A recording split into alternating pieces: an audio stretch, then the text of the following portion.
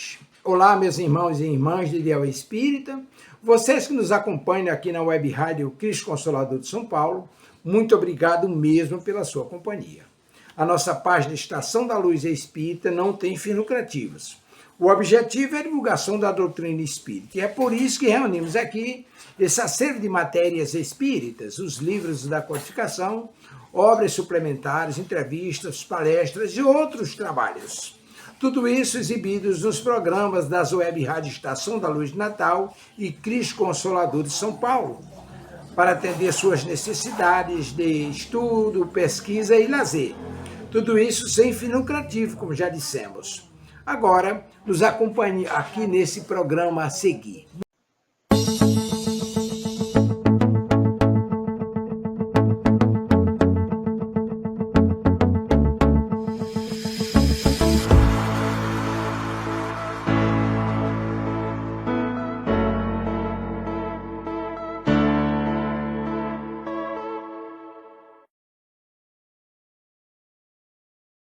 Boa tarde, sejam todos muito bem-vindos a mais um programa da Web Rádio Consolador.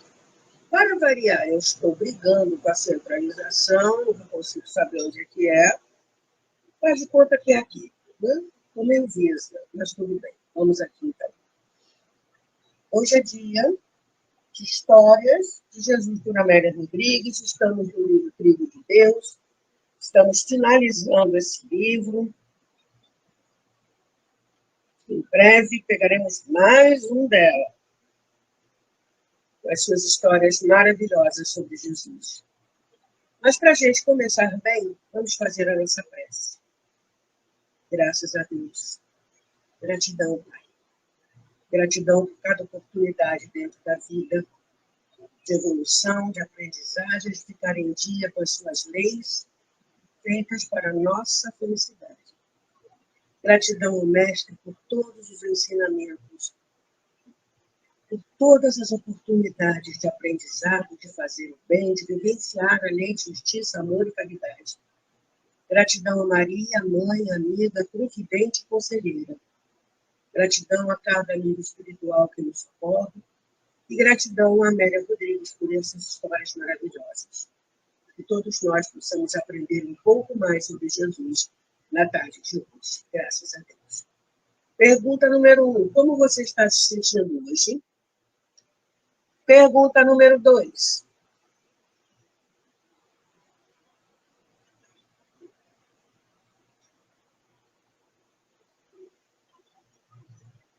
A água está por aí? Olhando para lá, né? A câmera está para cá. Ou seja, é um problema sério. Desculpem a minha descoordenação motora. O título de hoje, da história contada por Amélia Rodrigues, hoje eu já vi em outro livro, não dela. Não me lembro se de Joana de Ângeles. Quando Jesus é chamado de o Senhor dos Espíritos. Todos os espíritos obedecem a Jesus. Ah, mas tem aquela turma do contra. Eles também algum dia obedecerão a Jesus. Mesmo porque eles só querem o bem. Então, esses que ainda fogem dele, que ainda dizem que não, né, que não querem deixar o mal, etc. e tal, as leis divinas estão aí para isso, para recaminhá-los ao trabalho do bem. E eles também, algum dia, trabalharão para Jesus. Seguirão o Mestre. E vão ser felizes. Todos nós seremos um dia. Nós, espíritos encarnados, espíritos desencarnados, todos nós. Senhor dos Espíritos. O que Dona Amélia nos fala? Quando o mundo conhecido situava-se praticamente às margens do Mediterrâneo, a Fenícia celebrizou-se, sobretudo, pela sua privilegiada posição geográfica, notabilizando-se, entre outras, as colônias de Tiro e Sidon. A primeira, Foi fundada aproximadamente no ano 3, ou no terceiro milênio, melhor dizendo, terceiro milênio antes de Cristo, 3.000 anos antes de Cristo, adquirindo hegemonia sobre os demais portos do país até o século XIV antes de Cristo. Ali se encontravam as caravanas provindas de outras regiões do deserto, tornando-se o centro de progresso do país e expandindo-o pelo Mediterrâneo. Suas indústrias eram prósperas, e especialmente produziam tecidos, púrpura, vidrarias, que eram negociados por todo o Oriente. Cartago tornou-se a principal e fecunda colônia, impondo-se mais tarde a Sidon, cerca do século IX a.C. Estamos chegando mais próximo no tempo, né, da época que Jesus esteve aqui entre nós. Lutou bravamente contra os assírios, fazendo-se respeitada nas guerras sustentadas contra Nabucodonosor e, mais tarde, Alexandre, nos séculos VI e IV, respectivamente, antes de Cristo. Traçou uma linha do tempo interessante aqui. Como tudo que ela escreve tem a sua razão de ser, né?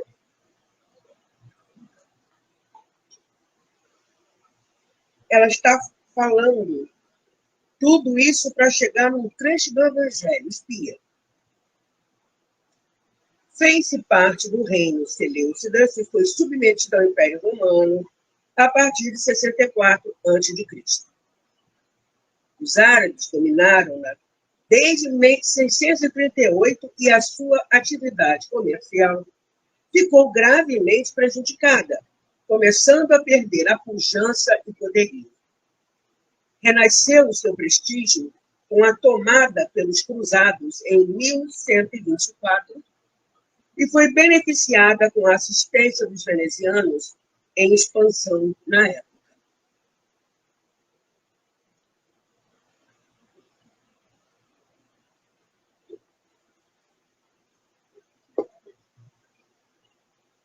Vamos continuar com a nossa aula.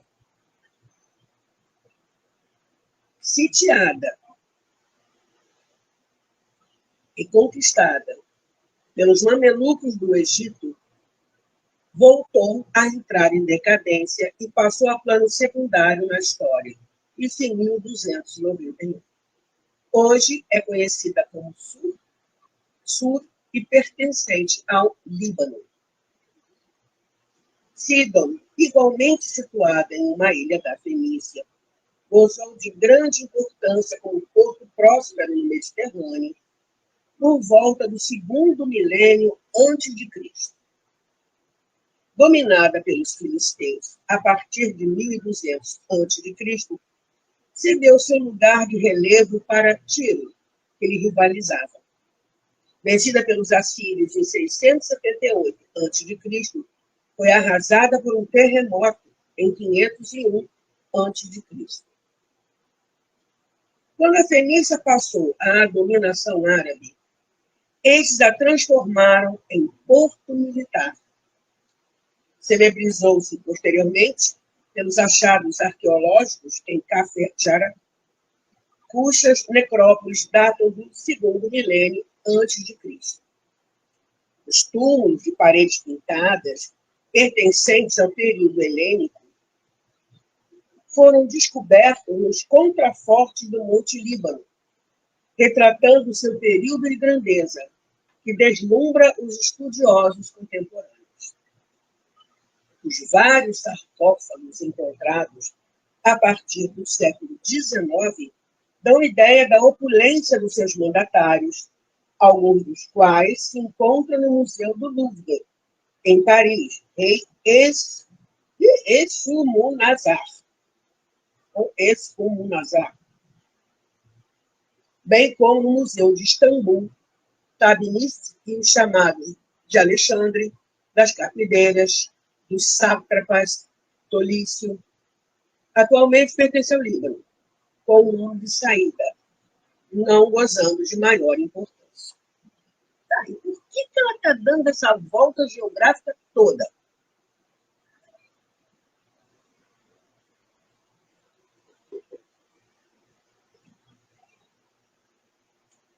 Mais de uma vez, o Evangelho refere-se às bandas de Tiro e Sidom que Jesus percorreu nas suas contínuas peregrinações de expansão do reino de Deus. Olha só, a gente pensa que Jesus ficou só ali na perdão, Jerusalém, Cafarnaum, não. Lá foi ele para essas bandas todas. Por serem terras estrangeiras, os judeus as tinham como gentias, não lhes merecendo seus filhos qualquer consideração. Agora, eu lembro de um comentário de Haroldo Dutra Dias, em que ele dizia que nós devemos respeito aos judeus por haverem guardado a lei mosaica, lei-nos afora. Mas o detalhe do povo escolhido não era para ser, está aqui, né, os outros, estou nem aí para os outros, não era uma questão de privilégio, mas uma questão de responsabilidade, porque eles eram monoteístas. No entanto, eles tratavam as outras pessoas, os que não fossem judeus, gentios, estrangeiros, nem tinha. E Jesus foi até lá. Jesus não despreza ninguém. Eu acredito que foi com Emmanuel, é um livro de Emmanuel. Chega um momento, gente, que a gente começa a trocar os autores dos livros e isso, para eles, não tem a menor importância. Emmanuel diz que no seio, no meio, na meiuca ali, se você tirar todos os entretantos, os emboramentes, e chegar nos finalmente da religião, estão os ensinamentos de Jesus. Jesus sabe exatamente o que está acontecendo na Terra. O planejamento da mudança, né, planetária é dele. Ele sabe tudo o que acontece no planeta. Tudo, tudo, tudo, tudo, tudo. E não despreza a ninguém. Está lá no Evangelho segundo o Espiritismo. Os fracos, os enfermos, os sofredores são os filhos prediletos de Jesus. Ele nos trata também como se fôssemos filhos dele, nosso irmão maior, que ajuda no nosso crescimento, na nossa educação. Né? O mestre terminara, como de hábito, um dos seus sermões, e as advertências reverberavam a conduta farisaica, para variar os fariseus. Esse povo, gente,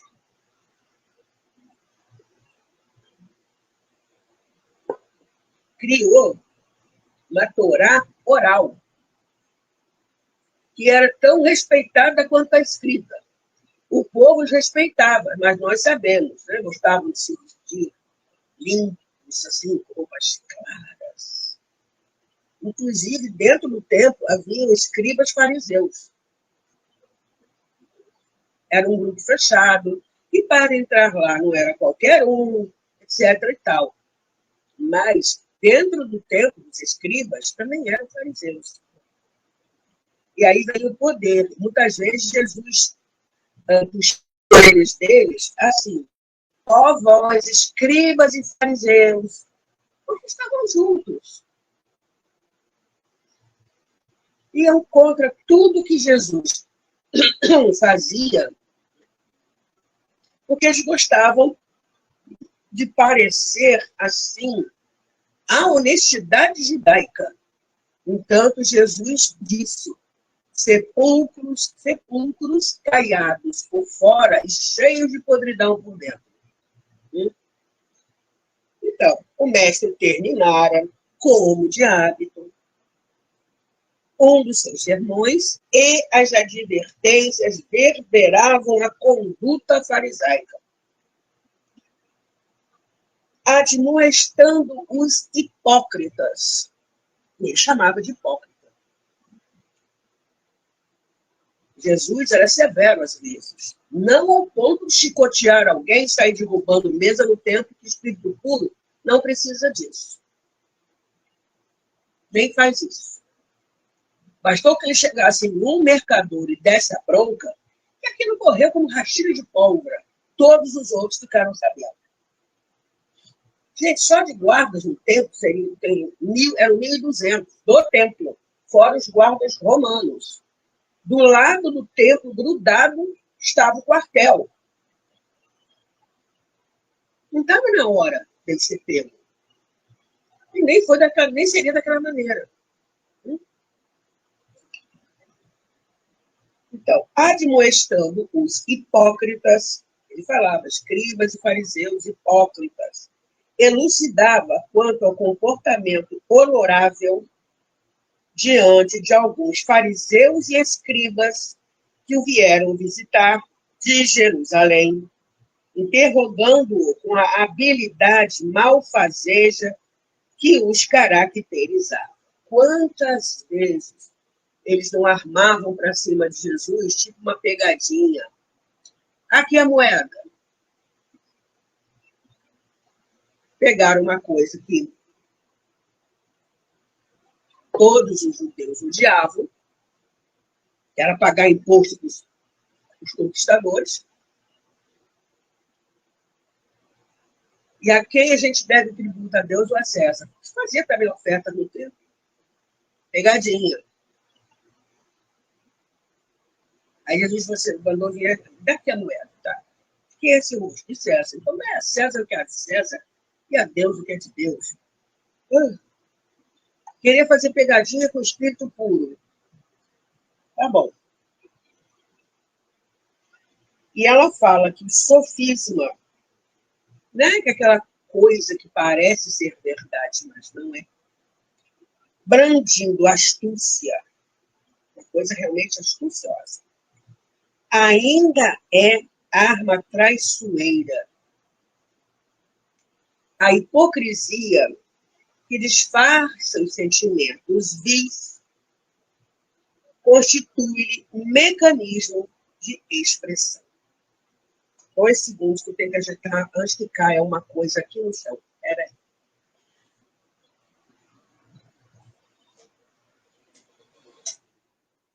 Pronto.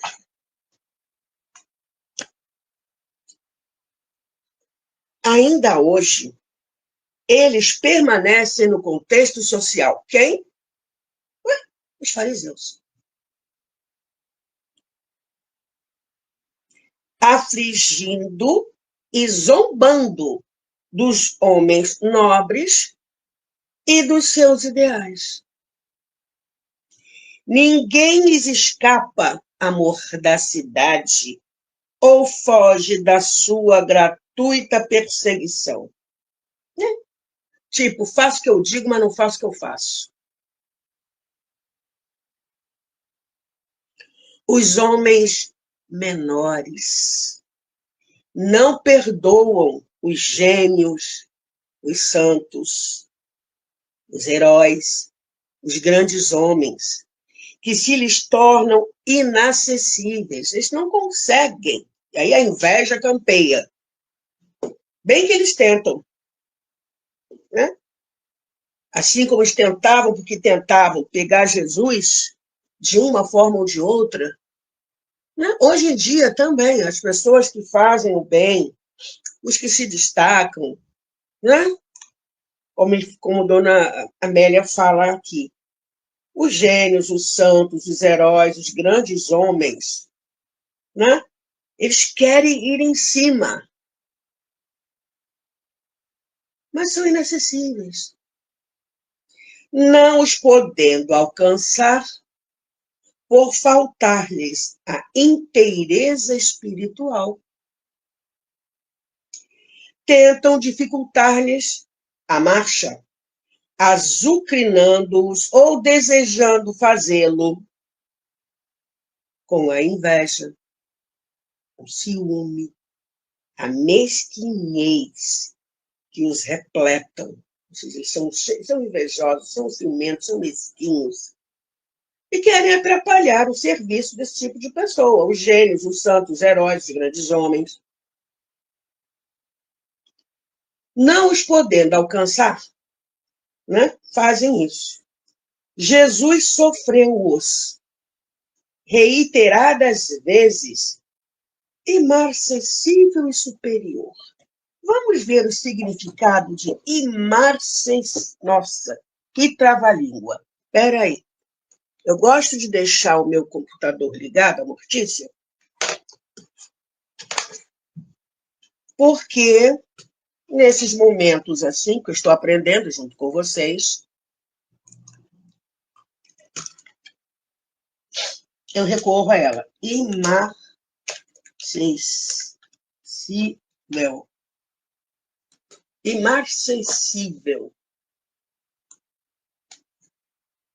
Que não perde o viço, o frescor. Olha que legal. Impossível de corromper, incorruptível, inalterável. E aí a gente entende a escolha da palavra, não é? Jesus sofreu-os reiteradas vezes, porque de vez em sempre eles iam lá perturbar Jesus, né? Tentar Jesus. No entanto, ele, imarcessível, que não perde o vício, o frescor, impossível de corromper, incorruptível, inalterável. E Jesus era assim e superior. Naquele ensejo, né, Jesus tinha acabado de fazer o sermão. Naquele ensejo, o Senhor encerrara as suas cavilações, suas palavras, repetindo Isaías. Este povo honra-me com os lábios, mas o coração está longe de mim. É vão, o culto que me prestam, ensinando doutrinas que são preceitos humanos. E aí a gente começa a colocar as nossas barbinhas espirituais de molho.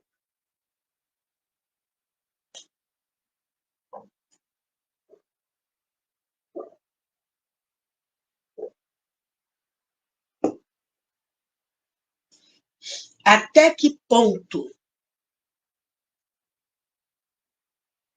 a gente honra Jesus? Da boca para fora? Príncipe da paz, nosso irmão maior, governador espiritual da terra, o espírito mais puro que Deus colocou, como está na questão do livro dos Espíritos.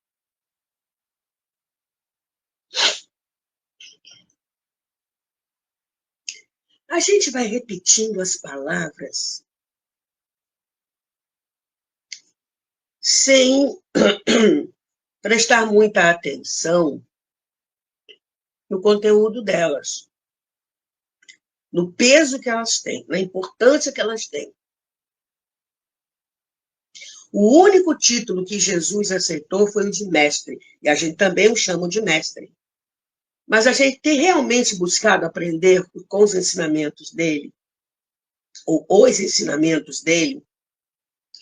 Tem um companheiro no Evangelho segundo o Espiritismo, uma parte reservada às instruções dos Espíritos, eu não me lembro qual é, mas que ele nos recomenda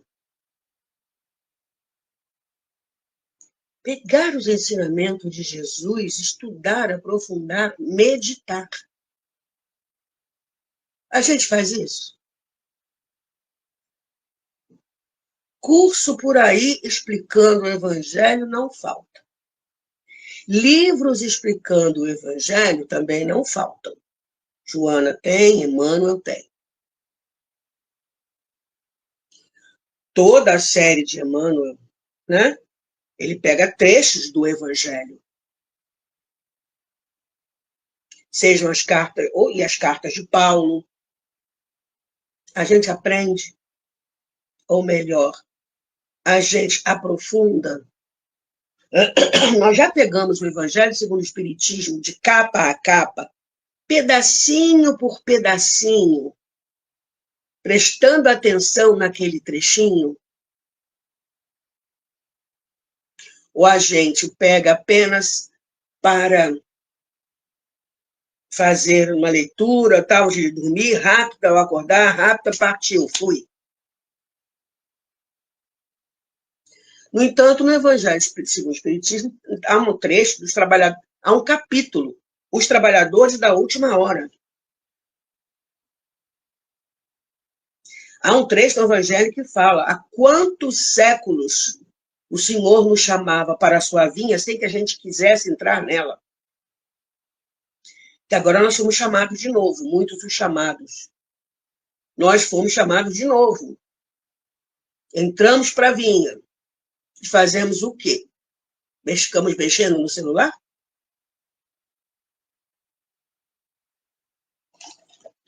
Lembrando, o que eu falo serve para mim em primeiro lugar. Joana de Ângeles diz que palestrar, e essa conversa que eu tenho aqui com vocês, por exemplo, é autodoutrinação, porque são as primeiras orelhas que ouvem, as minhas. Então,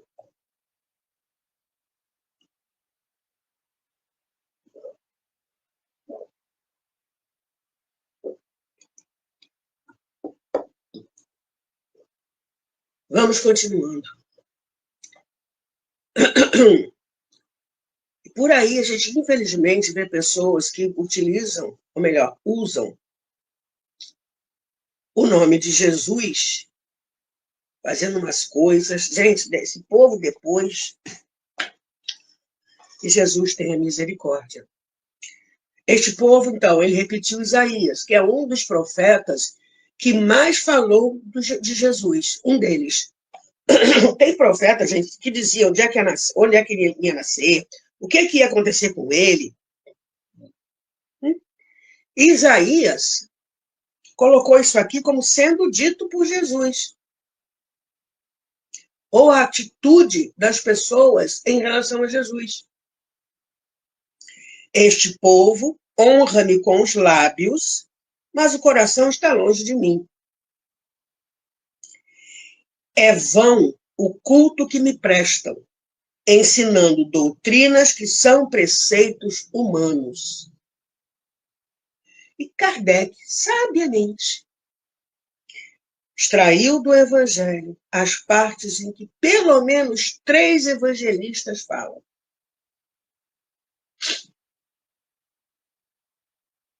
Que é para não dar chabu.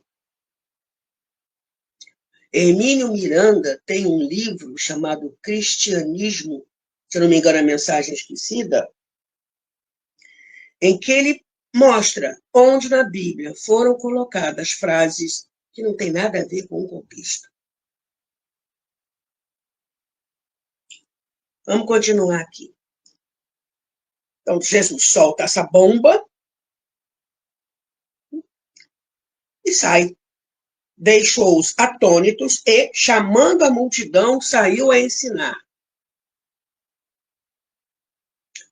As frases e paráfrases, ricas de luz, eram enunciadas com a melodia que facultava a sua memorização. Jesus fazia questão de usar de palavras, de termos, de símbolos retirados do dia a dia, para que todo mundo entendesse. As parábolas é uma didática fenomenal, que pega coisa. Uma dessas melhor que te atirasse ao pescoço, uma dessas mós que um macho faz girar. O que é isso? Um círculo, que é a valeta, cheia de grãos para serem moídos, uma espécie de donut, vamos dizer assim, né? Pesado, Uma corda era presa na circunferência, atada a um asno, fazia o asno andar em círculos e aquela pedra pesada ia passando e moendo o trigo ou os grãos. Isso era mó. E eles conheciam isso.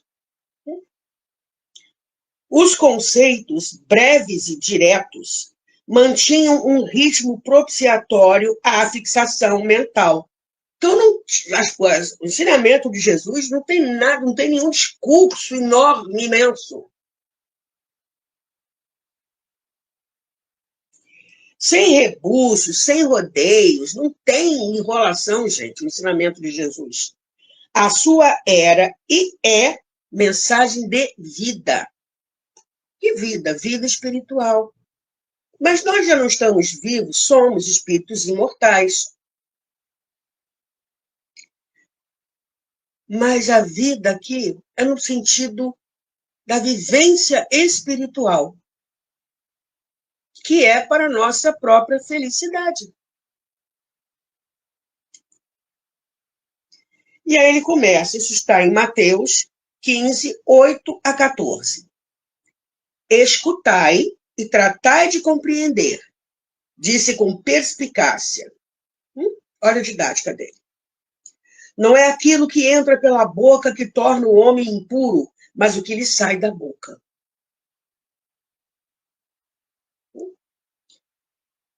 E por que alguém lhe informasse que os fariseus, para variar, haviam ficado indignados com a sua palavra em liberdade, ele prosseguiu.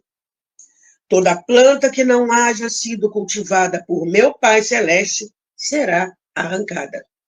Deixai-os. São cegos a conduzirem outros cegos.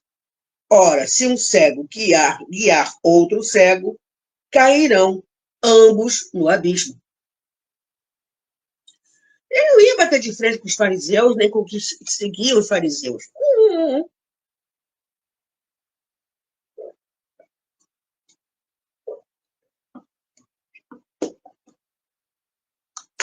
O tempo dele, o tempo de Jesus, era curto para ficar aqui entre nós.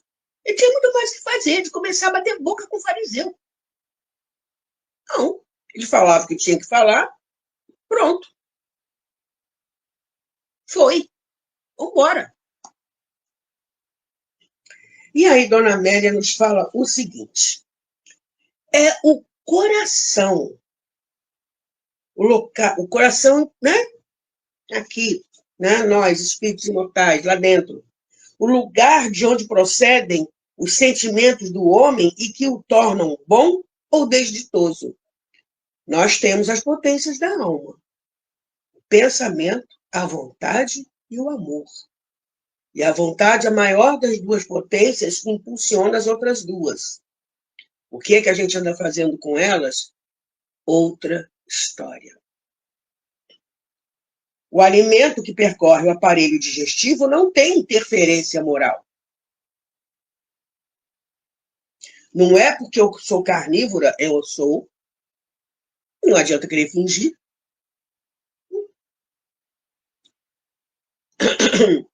Que eu vou evoluir mais ou menos.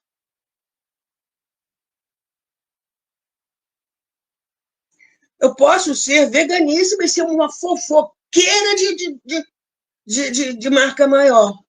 Adiantou? Não. Mas quando a gente vai para a sessão mediúnica, por quê?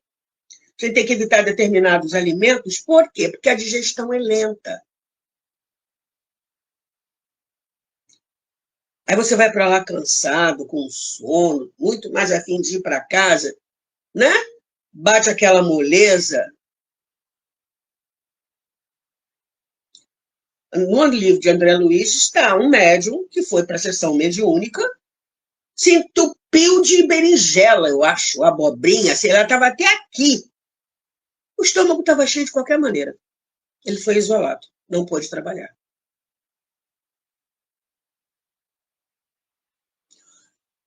A melhor dieta que a gente pode fazer, o melhor regime alimentar que a gente pode adotar e deve adotar são as das boas palavras e os bons sentimentos. A gente deixar de lado os sentimentos e as palavras ruins, os pensamentos negativos, fazer uma dieta disso. Não, vou substituir por e fazer uma espécie de planejamento alimentar espiritual. O que é que eu ando dizendo até para mim mesma, para nós mesmos? Já reparou como a gente se xinga de burro, ô idiota, ô mané, ô não sei o quê? Por que isso?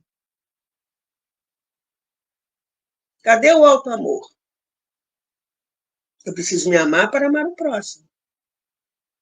Eu preciso me respeitar para respeitar o próximo. E o que é que a gente anda fazendo? Conosco mesmos. Se eu fico com uma autoestima baixa, eu começo a pensar negativo, eu começo, sabe, a ficar nessa vibração, os amigos espirituais terão dificuldade de usar a nossa capacidade intelectiva, sentimental, para ajudar alguém. Vamos continuar aqui. Então, o alimento que percorre o aparelho digestivo não tem interferência moral. A gula, aí sim. A prevaricação, o crime, não decorrem do tipo de alimentação usada, mas sim dos valores morais do homem. São eles que tornam impura a criatura. Chegará um dia que, sim, nós não necessitaremos, muita gente ainda necessita, e eu sou de uma alimentação diferente de vegetarianismo ou de veganismo. Lá na frente, cada um no seu ritmo próprio. Lavar as mãos, atender aos deveres externos, são cuidados sociais de higiene, de saúde, não de comportamento ou elevação espiritual. E Jesus saiu dali. Dali, ele partiu com os discípulos para os lados de Tiro e Sidom. Aí agora a gente entende por que ela deu essa volta ao mundo na linha do tempo. Né? Foi parar lá na Fenícia.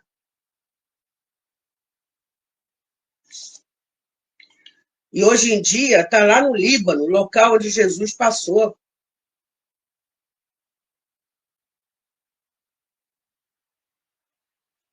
A Fenícia foi dominada pelos árabes e tal, e os árabes a transformaram em porto militar. E Tiro e Sidom não tinham nenhuma importância. Mas, hoje em dia. Mas lá foi Jesus. Então, dali retirando-se, depois dessa, né? Deixai são cegos que conduzem cegos. Ele partiu com os discípulos para os lados de Tiro e Sidom. Isso está em Mateus 15, 21 a 28. Vendo-o, uma mulher cananeia que viera daquela região começou a gritar. Então era uma gente, era considerada gentia. Ela não, né? Os judeus olhavam assim, Ela viu Jesus, começou a berrar. Tem piedade de mim, Senhor, filho de Davi. Me cruelmente atormentada por um demônio. Mas ele não respondeu palavra. Psicólogo profundo, conhecedor da alma humana em detalhes, Jesus aguardou os acontecimentos. Sabia da impaciência, conhecia a irritabilidade dos amigos. Eles logo se manifestaram.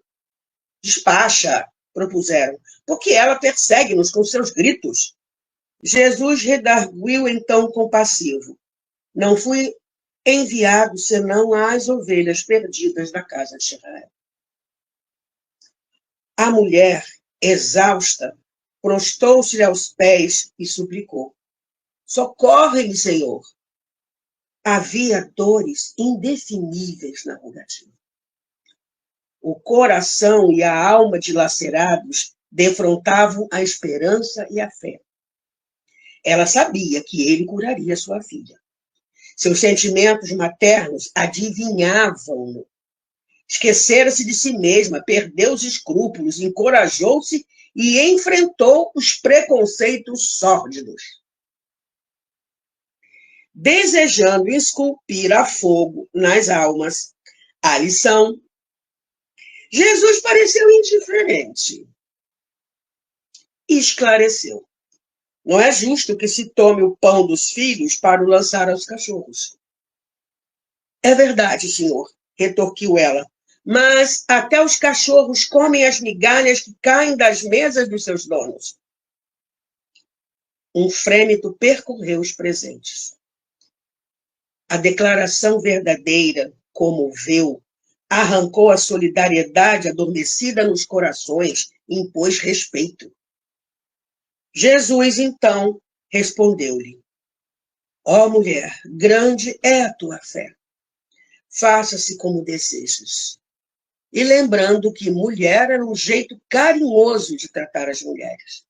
Então ele falou carinhosamente com ela: ó mulher, grande é a tua fé. Faça-se como desejas. Uma aragem branda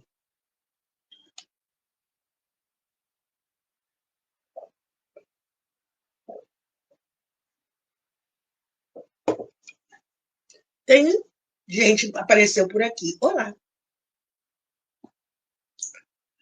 Uma aragem branda perpassou no ar morno e agitou os cabelos do rabi. A estrangeira se levantou e tinha os olhos nublados de pranto. Reconhecimento e amor eram a melodia que lhe musicava o íntimo. E nós, quando Jesus tem piedade e misericórdia das nossas necessidades?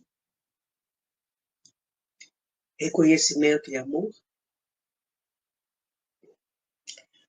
A palavra estava estrangulada na garganta túrgida, ela não conseguia nem falar. Ela correu ao lar e a filha, antes subjugada por espírito cruel, recebeu-a emocionada. Gente, subjugação era um tipo de... é o grau mais complexo. Não complexo não, porque a fascinação é mais complexo, porque a fascinação, o fascinado não admite que está, e para resolver a encrenca é mais complicado. Mas subjugação, o espírito, né, no corpo da pessoa, não entra, mas pode chegar até o cérebro, através do perispírito, e controlar os centros motores. É complicado. E, a partir desse instante, narra a testemunha evangélica, a filha dela achou-se curada. Isso foi em Mateus. Mateus que falou. E aí, Amélia deixa umas frases maravilhosas explicando o título O Senhor dos Espíritos. Olha que coisa linda para encerrar a história de hoje. O poder de Jesus é a força do seu amor. Os mentores nobres obedecem-no. Ele deseja e servidores abnegados atendem-no, prestimosos. Ele dilata a sua vontade e altera a estrutura dos seres, as circunstâncias vigentes, os eventos. Ele é o Senhor dos espíritos que se lhe submetem de imediato.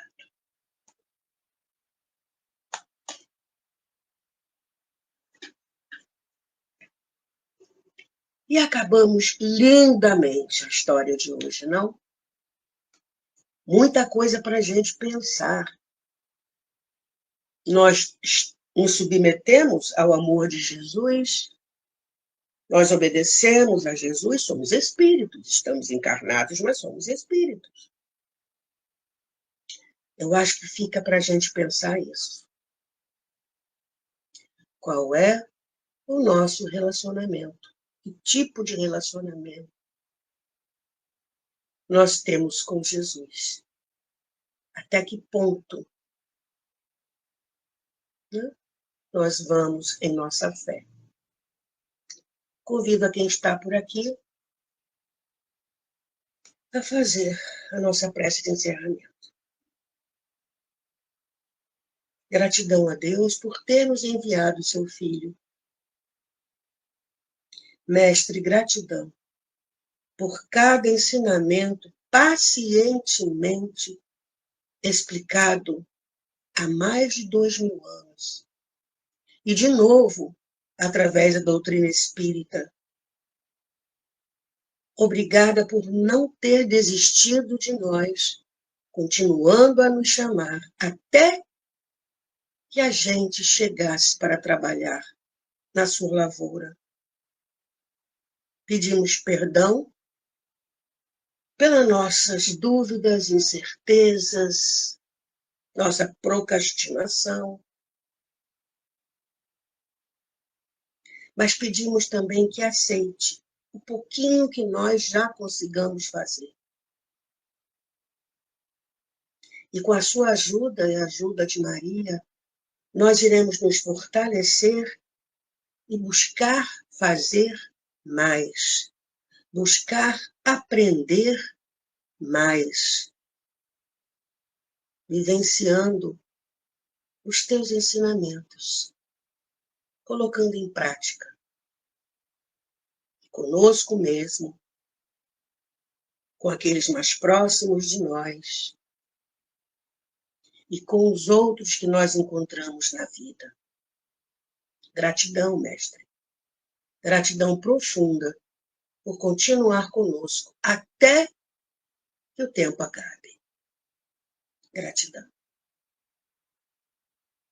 Graças a Deus. Obrigada por ter estado aqui comigo. Domingo que vem tem a continuação desse livro, estamos terminando. Gratidão por ter estado aqui comigo. Fiquem bem. Tchau.